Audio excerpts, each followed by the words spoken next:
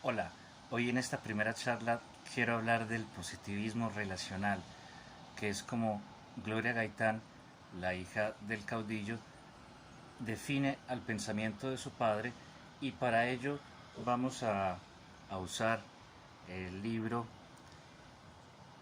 Bolívar tuvo un caballo blanco, mi papá un Buick, de Doña Gloria, de quien hablaremos en la tercera charla sobre el destino que el Estado colombiano le dio a su familia y a los restos de Jorge Eliezer.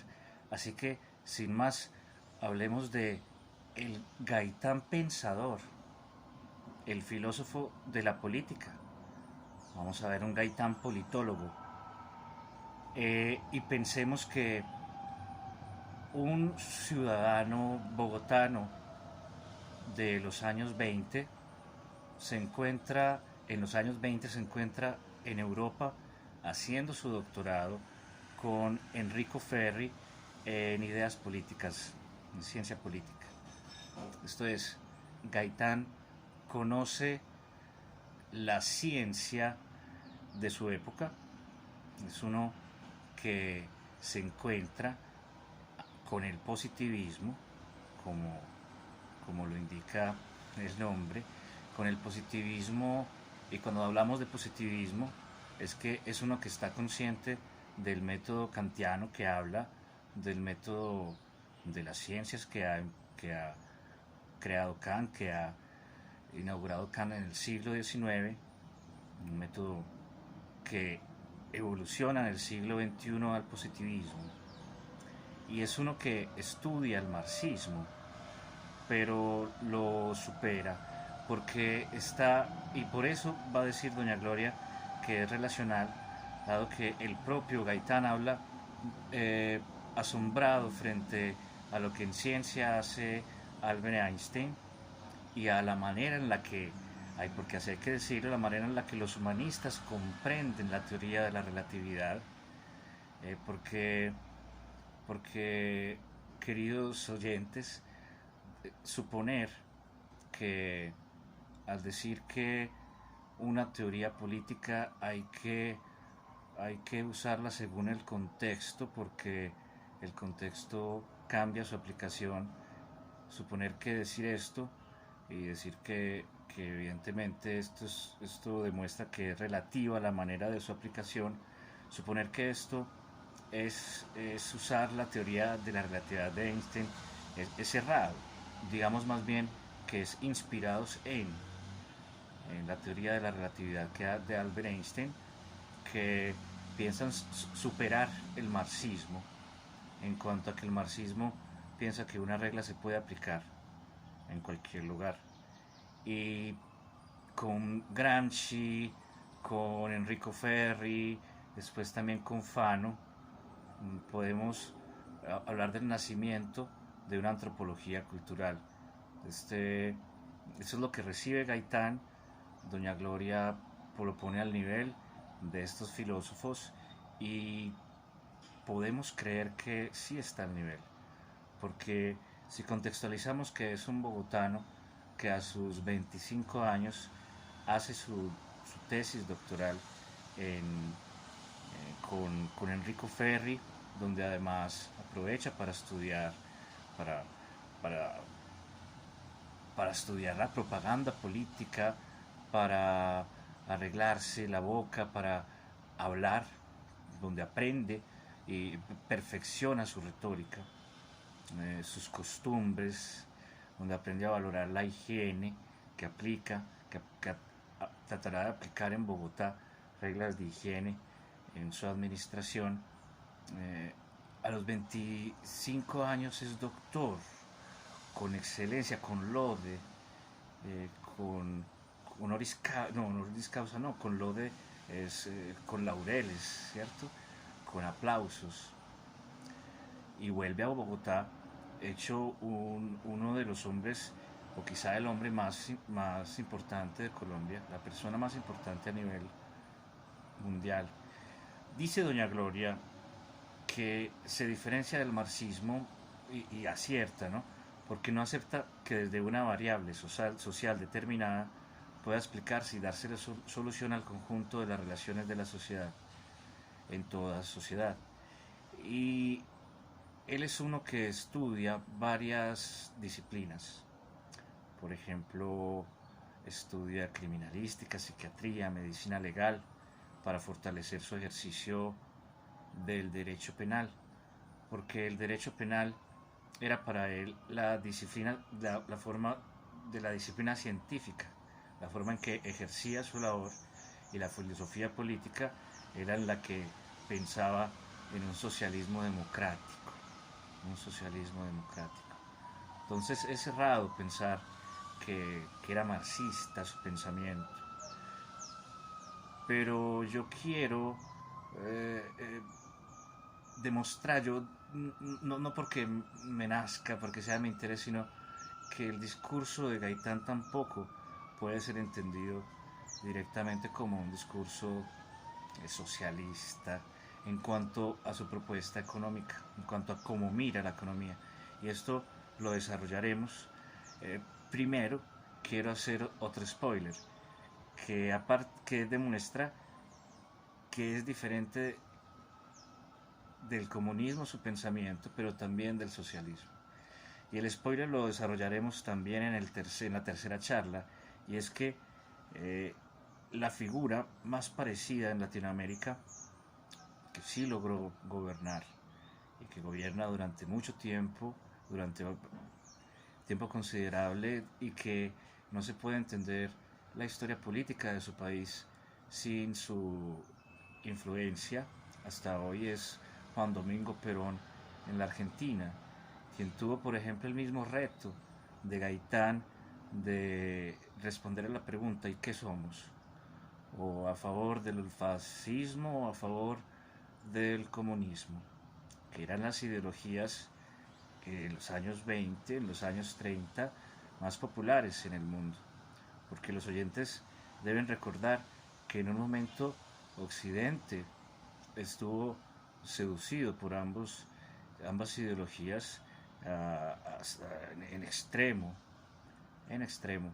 Y Juan Domingo Perón hace un populismo nacionalista, y Gaitán también habla de un populismo nacionalista, es un populismo nacionalista, ellos no hablan de populismo, nosotros al decir, y esto lo analizamos en la primera charla, al decir populismo, no estamos menospreciando a Gaitán, sino que estamos reconociendo el uso de la falacia ad populum, que en él, como hemos desarrollado en el primer vídeo que te invitamos a ver, eh, que en él es cierto, porque él sí representa al pueblo y tiene el argumento, tiene el sofisma eh, de decir que el pueblo lo sigue a él porque él lo ha estudiado. Y entonces no soy un pueblo únicamente porque así yo la he dicho, sino porque yo he estudiado lo que quiere el pueblo, lo que necesita el pueblo, y por eso el pueblo me sigue. Ese es un razonamiento extraordinario. Decimos, ¿cuál es entonces, dados a sus estudios en, en Italia, cuál es entonces el método científico que quiere aplicar Gaitán? Quiero pensar que a nivel del estudio de la sociedad se parece a lo que hoy en día conocemos como antropología cultural. Gaitán consideraba que la sociología es la ciencia de la psicología colectiva, y él lo sabía aplicar tanto como orador como en su proyección de qué es lo que debe, eh, cuál es el rumbo del país. Por ejemplo, a nivel económico, cuando hablaba de la reforma agraria, cuando hablaba de unos partidos que no obedecieran a oligarquías, que será un discurso que hasta hoy que es actual y que ha sido siempre actual en nuestra historia. Eh, dice el método científico, podemos pensar antropología cultural como un punto de partida del análisis político. En una época de apogeo de la psicología, piensa en la psicología del colombiano y en las características psicológicas del colombiano. Pensemos que de una forma paralela Fernando González en Envigado estaba haciendo lo mismo. Esto en Gaitán obedece también a su formación científica en el Colegio Araujo, donde estudia física y matemáticas. Como hemos dicho, Gaitán estudia criminología, psiquiatría y medicina legal para fortalecer su ejercicio en derecho. Y cuando regresa a Colombia muy joven, a los 25 años, convertido en el colombiano más respetado a nivel internacional con mayor prestigio, es recibido por los políticos en Bogotá con bombos y platillos. Y el presidente Enrique Olaya Herrera le propone que haga una gira internacional. Imagínense a los 25 años, una gira internacional en la que exprese la posición de Colombia en el conflicto ante el Perú. Y doña Gloria nos trae apartes de lo que dice la prensa internacional, la prensa de los países a los que va. Y vamos a leer, por ejemplo, en Costa Rica dicen: el doctor Gaitán electrizó materialmente al auditorio con su conferencia que vino a hacer sobre temas sociales y que lo reveló ante nuestro público en lo que él es, un profundo pensador y un formidable tribuno. En El Salvador, ayer llegó a la capital un prominente hombre de ciencia. Vemos cómo lo miran en el mundo a Gaitán.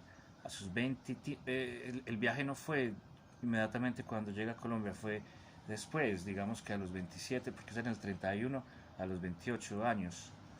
Dicen en New York Times: de los labios de un conferencista tan brillante como el doctor Jorge Eliezer Gaitán, rector de la Universidad Libre de Bogotá, van brotando las ideas en rápida sucesión y abriendo a cada periodo un vasto horizonte intelectual. Dos características que son las de el Gaitán público, las de pensador y orador, retratadas en una frase en el New York Times. Su método entonces es un positivismo científico, digámoslo, que usa una dialéctica social en cuanto a que estudia, digamos, cómo es el pueblo, su psicología, su historia, para aplicar en él unas medidas. Por eso decimos que es relativo. No es una ideología que predisponga, primero no es idealista y está en contra del idealismo kantiano. Es a través del método experimental como también a través de las ciencias humanas, piensa Gaitán, lo plantea en sus discursos, debe gobernarse.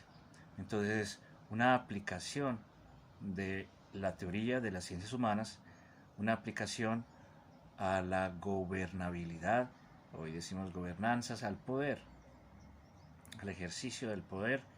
En ese panorama, Gaitán responde a la pregunta de qué somos, o a favor de los comunistas o a favor de los fascistas.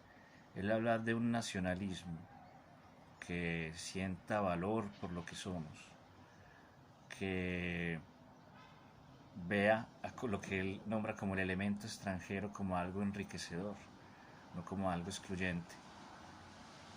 Y a nivel económico, por ejemplo, el presidente Mariano Ospina Pérez, en su famosa oración por la paz, que analizaremos en estas charlas, en su famosa oración por la paz, él habla del trabajo, y habla del trabajo en términos de progreso liberal. Por eso, y a diferencia de doña Gloria, yo sostengo que en cuanto a lo económico, Gaitán es liberal, no es socialista. Él es un liberal con ideas sociales, que se puede llamar como un socialdemócrata, un término que hoy en día puede ser mal visto en la política, en la politiquería de nuestro país, porque el socialdemócrata sería visto como un tibio, pero Gaitán tiene una alta conciencia social. Su tesis, Enrico Ferri, se llama Las ideas socialistas en Colombia, la cual también podríamos llegar a estudiar, queridos oyentes en este canal.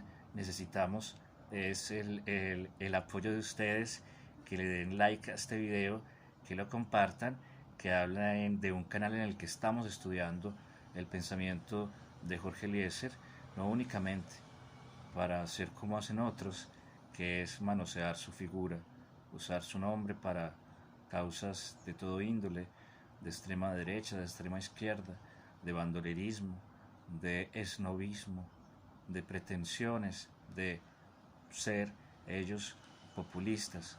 Nosotros con la humildad de la academia, nos acercamos a su pensamiento y vamos a leer una frase de Jorge Eliezer. Dice: científicamente un individuo puede usar el método positivista para llegar al criterio o sistema de orden absoluto.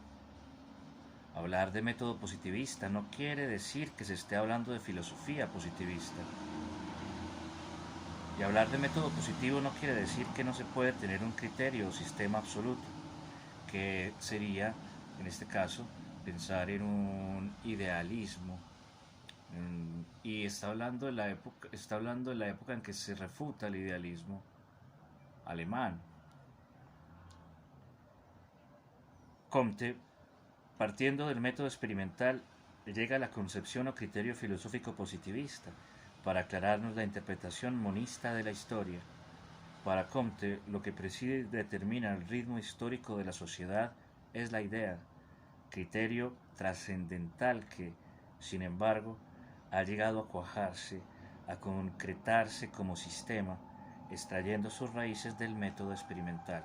Por eso es positivista, porque aplica el método experimental, y relativista en cuanto a que, si bien puede usar un análisis marxista para interpretar, por ejemplo, la producción de capital de una región, no aspira a la implementación de un estricto sistema preestablecido, diseñado en otro lugar a través de una teoría, a través de la especulación, a través de lo monista, las monas, que es pensar en ideas trascendentales e imponer esas ideas en el ejercicio de la política. Y leemos también otro fragmento. No sé quién daba el ejemplo del zapatero de poca monta que en las pequeñas ciudades suele trabajar en la puerta de la salida a la calle. Si alguien observa a aquel hombre, verá que su atención al paso de los transeúntes se concentra principalmente al examen de los zapatos que lleva, es decir, a lo que atañe a su profesión. Y así puede decirse del músico, cuya sensibilidad se agudiza para el ritmo y el sonido y ritmo que hacen parte central de toda su actividad psicológica. Y lo mismo con respecto al filósofo o al científico, que parten para contemplar la perspectiva del universo desde su propio ángulo visual. De ahí que Kant no pudiera ver las actividades universales sino a través de la idea, que era la fuerza primaria y total de su concepción del mundo. Para Marx, todos los acontecimientos universales eran examinados a través de su pensamiento primario, el valor económico de ellos. Para Freud, la dinámica de la vida solo es posible explicarla como un trasunto de la potencia genésica. Desde las fuerzas indomeñables del histerismo hasta el hecho sagrado de la lactancia materna, son una confirmación de las leyes profundas del sexo, el complejo de Edipo. El heroísmo del argonauta y la creación del artista no serán para este profesor otra cosa que equivalencias sustitutivas de la libido o equivalente psíquico de la potencialidad generante. Cada uno en su arte o en su profesión desfigura la vida, que es dilatada y múltiple para que ella cobre los acentos de su propia existencia interior, del zapatero de la calle suburbana hasta la mente de Goethe, perdida en el canto infinito de las esferas siderales. Hay siempre una línea central determinante con este paradójico designio: ir al corazón de la verdad para lograrla toda, para no sacar de allí sino el jirón que armonice con nuestro propio gusto. Ese es el tenor de la escritura del pensamiento de Jorge Eliezer Gaitán. Decimos, por eso no nos sorprende que Doña Gloria ponga al nivel de un Fanon, al nivel de un Gramsci, y también invito entonces a pensar que no únicamente a nivel político en la acción, Colombia se privó de un caudillo como un Juan Domingo Perón, sino también nos privamos de un filósofo, no, que era llamado a estar en el Olimpo de nuestra literatura. Así que si te gustó esta primera charla, te invito a que le des me gusta, a que la compartas, a que le des también clic a la campanita para que te alerte sobre las próximas en las que hablaremos, pensando en el ser Gaitán, sobre su figura como orador y el destino de que Colombia le ha dado a su legado, a su pensamiento y también a sus restos. Alegría de los 25 sentidos y a la carga con Gaitán.